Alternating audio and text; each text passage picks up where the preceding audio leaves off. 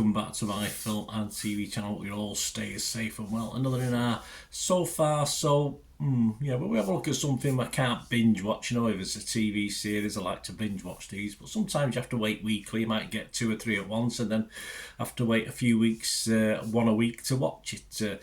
So yeah, a bit like the old days, yeah, before we could binge watch stuff. So today we're going to have a look at something that's yeah, very, very popular, a big budget series. I'm going to look at something that's called Masters of the Air. Please, if you're YouTube channel, push that subscribe button, push the bell notifications. Everything film and TV series reviews like this, film reviews, previews, lots of different things.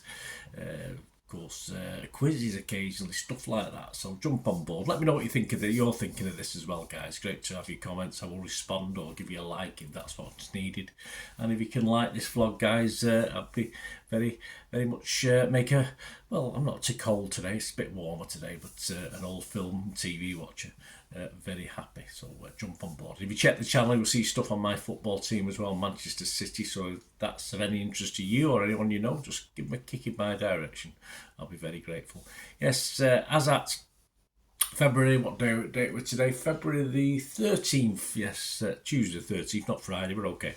February the 13th, we've had 4 episodes, so there's 4 episodes of Masters of the Air, and there's a total of 9, so another 5 to go.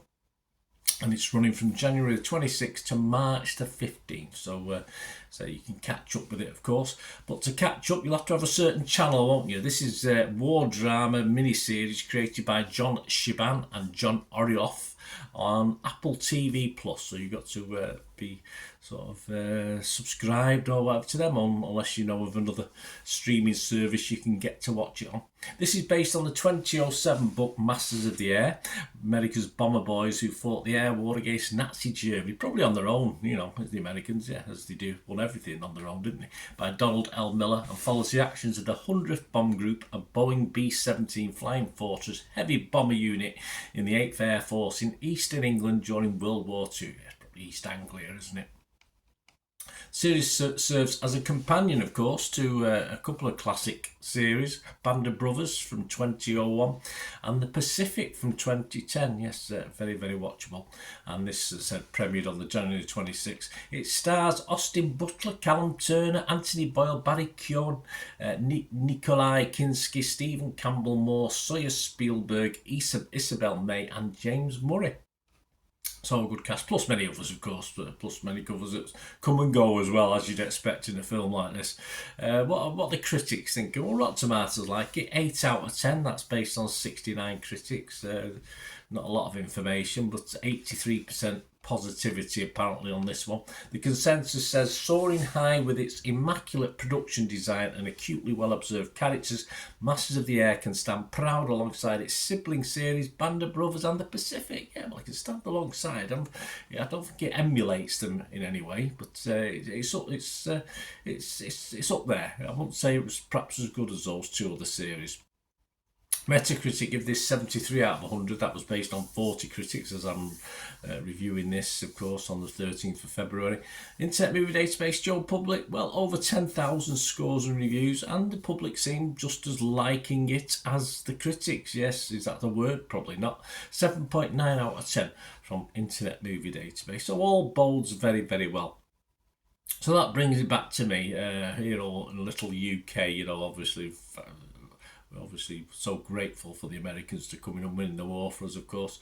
I do love history, even the tampered with versions, which we're bound to get with this sort of thing, and we see on film in this series. I mean, these series for me stand and fall on the characters as well, not just the action sequences, which in this are very, very good.